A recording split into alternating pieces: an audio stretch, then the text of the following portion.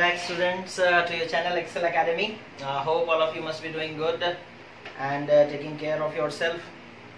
So students, today we will discuss the next topic in physics, that is conservation of energy. Okay, so the next topic is conservation of energy.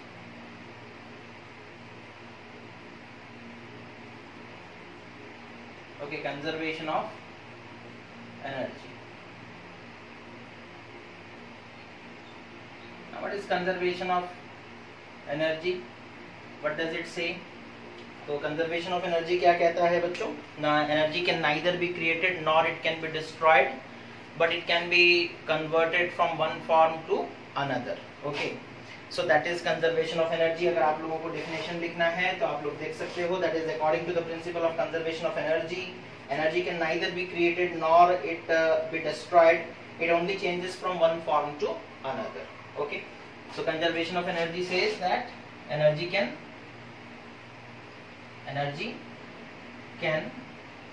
neither be created nor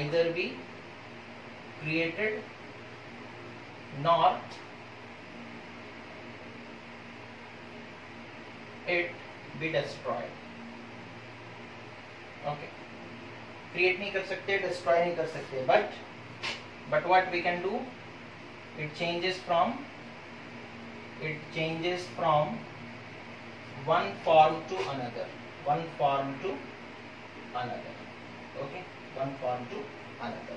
Okay, so various examples we can take regarding this. Okay, for example, when I switch on the tube light, what happens? I am giving the tube light electrical energy. Okay, and the electrical energy is getting converted into light energy and a small amount of heat energy. But in case of a filament bulb, when I switch on the bulb, what happens? Now the electrical energy is getting converted into light energy as well as a significant amount of heat energy, Okay, so here we can see that when the water, it rushes down, okay, from a dam. Okay, what happens? When the water is stored in the dam, it has got potential energy, and when it rushes down towards the ground, what it gets converted to potential energy. That is, moving water has potential energy. So potential energy is getting converted to that is kinetic energy.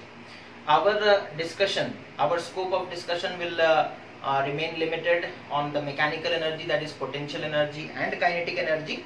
So we will discuss examples related to those. Okay, the first example that we will discuss is that how energy is conserved during the free fall of a body. Okay, how energy is conserved during the free fall of a body. Okay, that is verification of kinetic energy plus potential energy is constant. Okay, the heading according to your book, that is verification of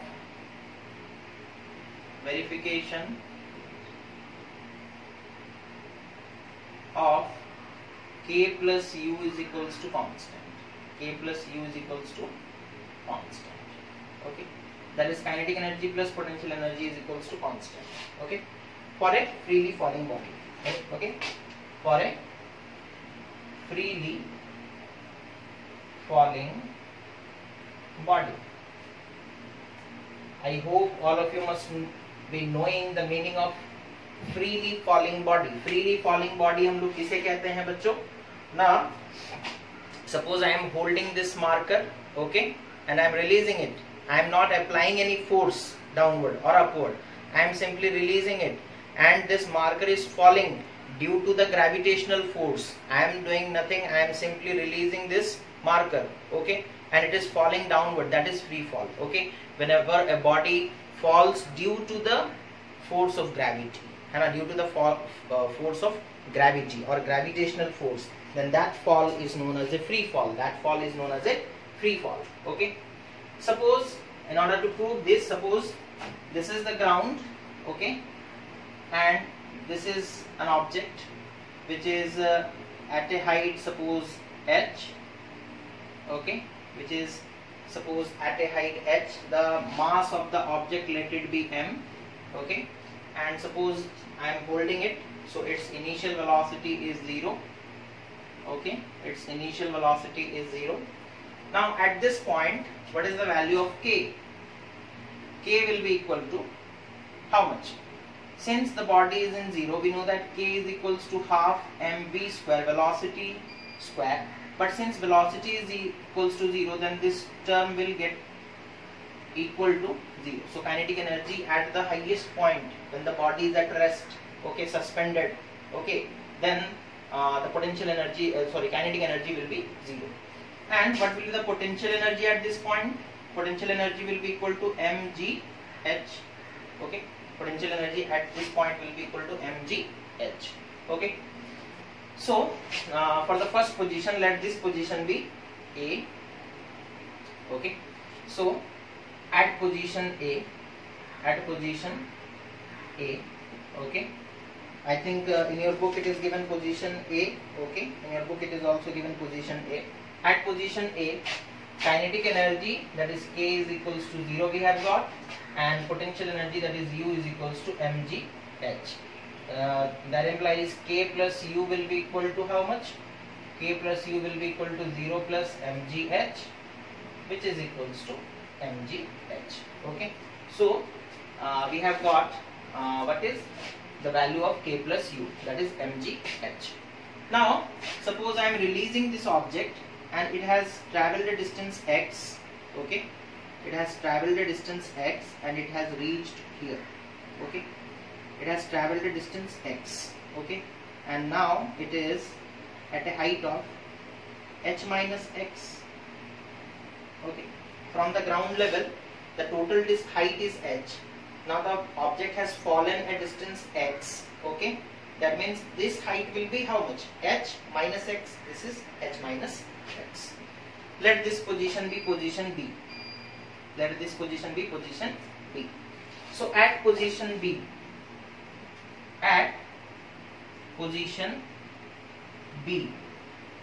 what will happen? First we need to find out the kinetic energy, and kinetic energy is equals to half mv square, okay.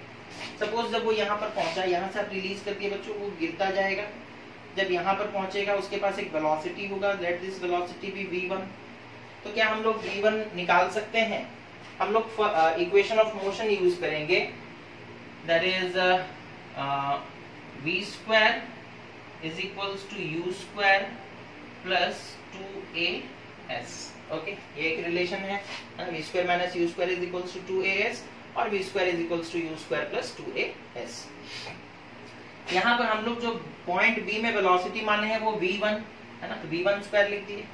Initial velocity कितना है? u is 0, so this term is 0, this term is 0. 2as, s is the distance, तो यहाँ से कितना नीचे वो आया है? x, तो s की जगह क्या हम x लिख सकते हैं? so v1 square will be equal to 2ax, okay. v1 square मिल गया, ओके. तो इस पॉइंट पर at position B kinetic energy will be half m v1 square, okay. So kinetic energy कितना निकल कर आएगा? देखो, kinetic energy will be equal to half m v1 की जगह क्या पुट करेंगे? 2ax, ठीक है, इनटू v1 स्क्वायर की जगह क्या पुट करेंगे? 2ax, okay. 2 और 2 कैंसिल हो गया, तो इट इज m. अच्छा, a की जगह हम लोग क्या पुट कर सकते हैं? g, that is acceleration. कौन सा हो रहा है? क्योंकि फ्री फॉल है तो एक्सेलरेशन ड्यू टू ग्रेविटी होगा, तो यहाँ पर g पुट करेंगे, दैट इज mgx, ओके. अच्छा, now at position B what is the potential energy? Height कितना है? h माइनस x, तो पोटेंशियल एनर्जी कितना होता है? पोटेंशियल एनर्जी का तो सीधा फॉर्मूला है, that is mass into gravity into height, और हाइट यहाँ पर कितना है? h minus x, that is mgh minus mgx, okay. अब यहाँ पर हम लोग फिर से क्या करते हैं? टोटल एनर्जी निकालेंगे, that is k plus U. At position B k plus U कितना होगा? k कितना है? mgx. u कितना है ना? Plus mgh minus mgx. अच्छा, यहाँ पर देखो mgx, ये माइनस mgx कैंसिल हो जाएगा, बचेगा क्या? mgh. तो यहाँ पर भी टोटल एनर्जी कितना आ रहा है, that is k plus you का वैल्यू कितना आया ना mgh। यहाँ पर भी कितना आया था बच्चों, k प्लस यू का वैल्यू ना mgh। ओके, अब देखते हैं एट पोजीशन C, है ना, एट पोजीशन C जब ऑब्जेक्ट यहाँ पर पहुंच जाएगा, ठीक है, when the object has reached this position, this is position C। okay, so here I am writing, okay, यहाँ पर लिख दे रहे हैं at position C, at position C।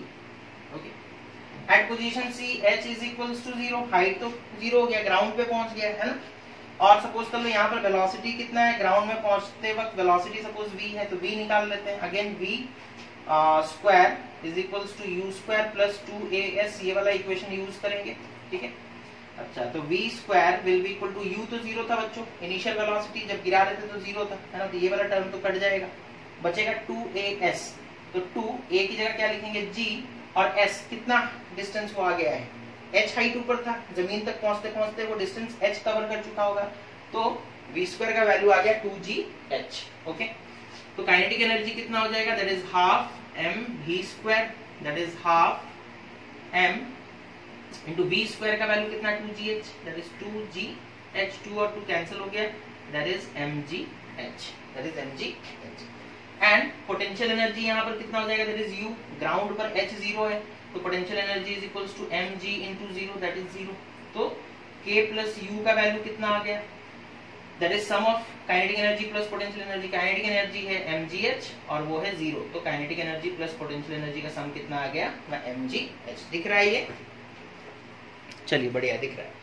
Okay, so in this way we have found that the sum of potential energy plus kinetic energy at position A is equal to the sum of kinetic energy plus potential energy at position B, and it is also equal to the sum of kinetic energy and potential energy at position what C।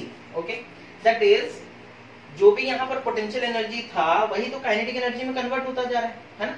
और numericals के आधार पर अगर आप देखोगे बच्चों तो ये relation बड़ा इंपॉर्टेंट है ना। Potential energy at A, okay, is equals to kinetic energy at C, है ना। काइनेटिक एनर्जी एट सी कितना निकल कर आया, mgh। पोटेंशियल एनर्जी एट ए कितना था, mgh। ओके, सो इससे एक रिलेशन हम लोगों को पता चलता है, दैट इज, ये चीज नोट करोगे, याद करोगे, न्यूमेरिकल में काम आएगा। Potential energy eight highest position, okay, potential energy at highest position is equal to kinetic energy at lowest position, okay। तो जितना पोटेंशियल एनर्जी होता है हाईएस्ट पोजीशन में, जब वो बॉडी गिरते गिरते लोएस्ट पोजीशन तक पहुंच जाता है तो सारा का सारा पोटेंशियल एनर्जी कन्वर्ट हो जाता है किसमें, काइनेटिक एनर्जी में। Okay, so this was the verification of that k plus u is equals to constant, that is sum of kinetic energy and potential energy for a freely falling body is constant। समझ में आ गया, इसे आप लोग चाहो तो लिख सकते हो, ठीक है।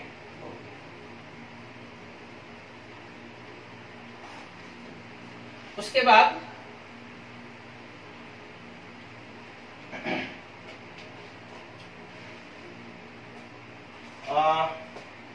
सिमिलरली अगर हम लोग एक बॉडी को थ्रो करेंगे upward under gravity, it's initial kinetic energy supplied at the instant of throwing up keeps up decreasing, ठीक है। सपोज कर लो हम लोग एक बॉडी को थ्रो करते ऊपर की तरफ, ठीक है, हम ऊपर की तरफ थ्रो किए विद वेलोसिटी सपोज कर लो u मीटर पर सेकेंड। वो जब ऊपर पहुंचेगा, सपोज इस हाइट पर पहुंचेगा, उसका वेलोसिटी 0 हो चुका होगा, है ना। हमेशा याद रखोगे eight the highest position, at the peak or highest position, the body comes to a momentary rest, the body comes to a momentary rest, okay। एक क्षण के लिए वो रेस्ट में आता है, बिकॉज वो ऊपर जा रहा है, रेस्ट में आएगा, फिर नीचे आएगा, डायरेक्शन उसे चेंज करना है, तो डायरेक्शन चेंज करने से पहले एक मोमेंट के लिए वो रुकता है, तो यहाँ पर हम बोल रहे थे, सपोज कर लो एक बॉडी है जिसका मास m है, उसे हम ऊपर की तरफ थ्रो किए, सपोज कर लो वेलोसिटी u मीटर पर सेकंड के हिसाब से, सपोज वो हाइट h गेन करता है, ठीक है, हाइट कितना वो गेन किया ना, h हाइट गेन किया। तो यहाँ पर काइनेटिक एनर्जी होगा कितना, हाफ mu², और यहाँ पर पोटेंशियल एनर्जी आपको निकालना है, दैट इज u का वैल्यू निकालना है, तो वो भी होगा हाफ mu²। फॉर्मूला तो आप u का ये भी यूज कर सकते हो, दैट इज mgh, लेकिन हम लोग कंसेप्ट भी तो यूज कर सकते हैं। Kinetic energy at the lowest point is equal to potential energy at the highest point, है ना। हाइट नहीं भी दिया गया होगा तब भी हम निकाल सकते हैं, हाइट निकाल सकते हैं, समझ में आ रहा है। जितना काइनेटिक एनर्जी होगा लोएस्ट पॉइंट पर, जैसे जैसे वो ऊपर जाएगा बच्चों स्पीड घटता जाएगा, यानी कि काइनेटिक एनर्जी घटता जाएगा और पोटेंशियल एनर्जी बढ़ता जाएगा। जब हाईएस्ट पॉइंट पर पहुंचेगा, सारा का सारा काइनेटिक एनर्जी जो तुम दिए थे वो पोटेंशियल एनर्जी में कन्वर्ट हो चुका होगा, वो पोटेंशियल एनर्जी में कन्वर्ट हो चुका होगा, एंड वाइस वर्सा, ठीक है। तो इस तरीके से ये हमारा कंसेप्ट बनता है, ठीक है। उसके बाद यहां पर क्या लिखा है देखो,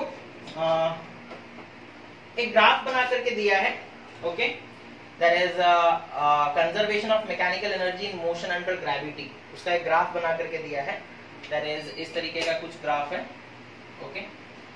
एक्स एक्सिस में वो हाइट को लिया है और वाई एक्सिस में एनर्जी लिया है, ठीक है। इधर हाइट लिया है, height obviously above ground, and इधर लिया है वो एनर्जी, इधर क्या लिया गया है, एनर्जी, ठीक है।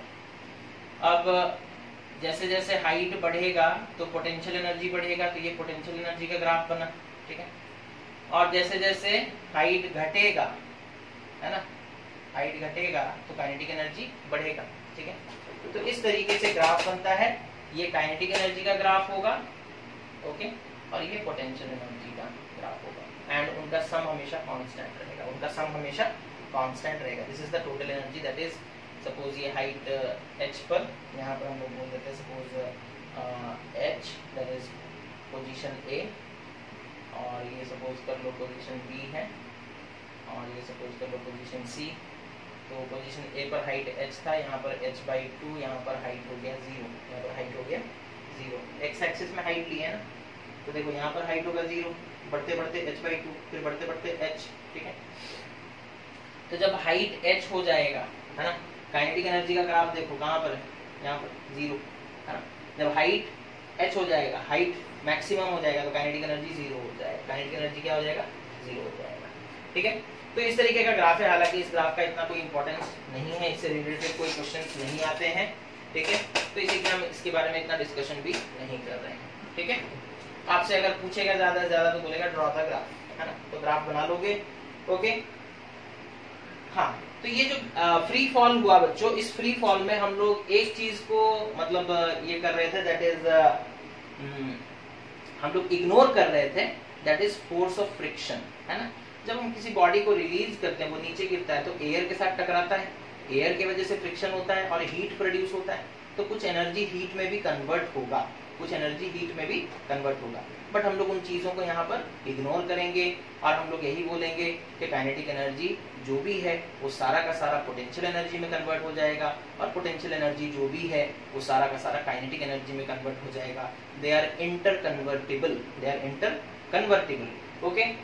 तो इग्नोर हम लोग क्यों कर रहे हैं, बिकॉज अगर इग्नोर नहीं करेंगे तो हमारे कैलकुलेशंस कॉम्प्लिकेटेड हो जाएंगे, और मतलब उनको कंसिडर करके जो कैलकुलेशंस है वो हम लोग हायर क्लासेस में करते हैं जनरली, जहां पर फ्रिक्शन को भी हम लोग कैलकुलेट करते हैं, फ्रिक्शन से प्रोड्यूस होने वाले हीट को भी हम लोग कैलकुलेट करते हैं, फिर उसे सब्ट्रैक्ट करते हैं। यही रीजन है ना, जब आप किसी चीज को, एक इलास्टिक सब्सटेंस को आप ऐसे छोड़ते हो, वो नीचे जाता है, साउंड भी प्रोड्यूस होता है जब वो जमीन से टकराता है, तो ठीक है।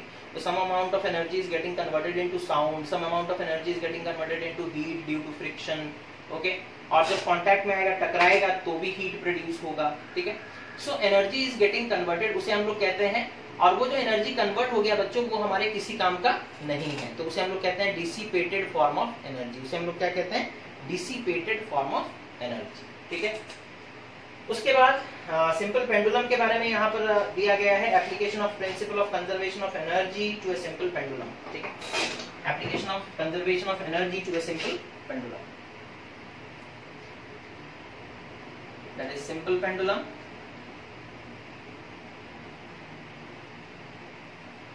and conservation of energy.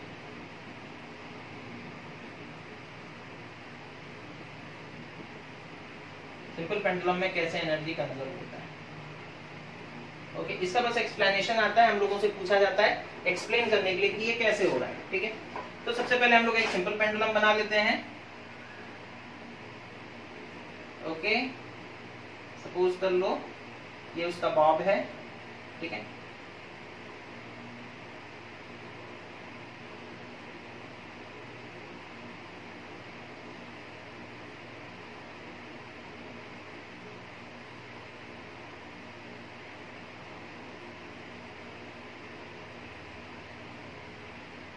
okay, suppose this is the mean position or rest position, this is the rest position, और इसे हम लोग mean position भी कहते हैं। अगर आप पेंडुलम को हिलाओ डलाओगे नहीं तो इसी पोजीशन पर आकर वो रुकता है ना, दैट इज mean position और rest position। इसका नाम suppose A, this point is B and this point is C। ठीक है, अब सपोज कर लो हम लोग क्या करेंगे ना, अगर सपोज कर लो हम लोग पेंडुलम को ऐसे से उठाकर B तक लेकर आते हैं। ठीक है, तो वो कुछ हाइट गेन कर लेता है ना, वो कुछ या फिर सी तक लेकर के आते हैं। ठीक है, यहाँ से सपोज कर लो हम इसे उठाए और पॉइंट सी तक लेकर के आए, देखो ये कुछ हाइट गेन कर लिया है, इतना हाइट वो गेन कर लिया। तो यहाँ पर हाइट गेन करने की वजह से पोटेंशियल एनर्जी जो है वो मैक्सिमम हो जाएगा। पोटेंशियल एनर्जी कितना हो जाएगा, दैट इज mgh, और इस पॉइंट पर काइनेटिक एनर्जी कितना हो जाएगा ना, जीरो। काइनेटिक एनर्जी कितना हो जाएगा, जीरो। अब जैसे ही हम इसे रिलीज करेंगे वो धीरे धीरे आएगा है ना, और स्पीड बढ़ता हुआ चला जाएगा। और अभी हम लोग पढ़े थे कि अगर यहाँ पर पोटेंशियल एनर्जी mgh है, kinetic energy zero. Kinetic energy zero मतलब यहाँ पर वेलोसिटी जीरो है, इस पॉइंट पर वेलोसिटी कितना है, suppose u is equal to 0 metre पर सेकंड। यहाँ जब पहुंचेगा तो उसका वेलोसिटी मान लेते v, तो v कितना हो जाएगा, अभी हम लोग निकाल रहे थे इससे पहले वाले में, that is v square is equals to 2gh। तो v will be equal to how much, root over of 2gh। ठीक है, जब यहाँ पर वो पहुंचेगा तो पेंडुलम बॉब का वेलोसिटी कितना हो चुका होगा, रूट ओवर ऑफ 2gh, निकाल सकते हो उसे। और यहाँ पर जब वो पहुंचेगा हाइट जीरो, तो यहाँ पर बच्चों at position A potential energy is equals to zero, since height is equals to zero, since h is equals to zero, and kinetic energy is equals to half mv square. Okay, formula के हिसाब से बोलेंगे kinetic energy का तो half mv square, but फिर से concept लगाएंगे। Potential energy at the maximum height is equals to kinetic energy at the lowest height. Okay, तो kinetic energy will be equal to that is mgh, directly निकाल सकते हैं है ना। यहाँ पर जो पोटेंशियल एनर्जी है वही कन्वर्ट होते होते यहाँ पर काइनेटिक एनर्जी में कन्वर्ट हो जाएगा, and the total kinetic energy at this mean position will be equal to potential energy at the C position.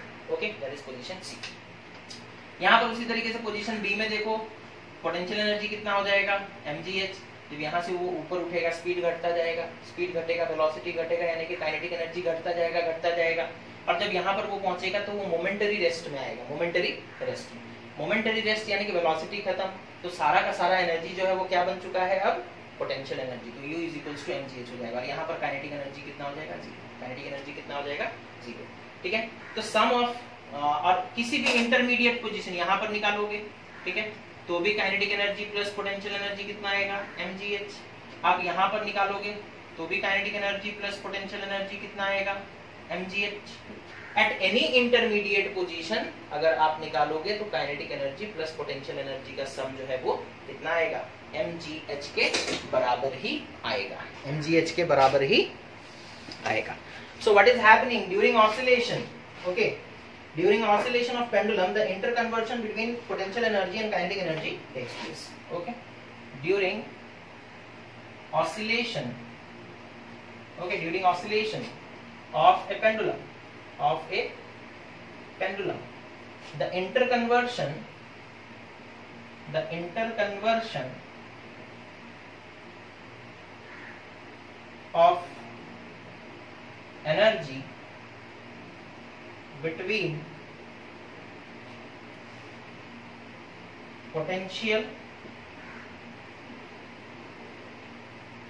between potential energy and kinetic energy takes place.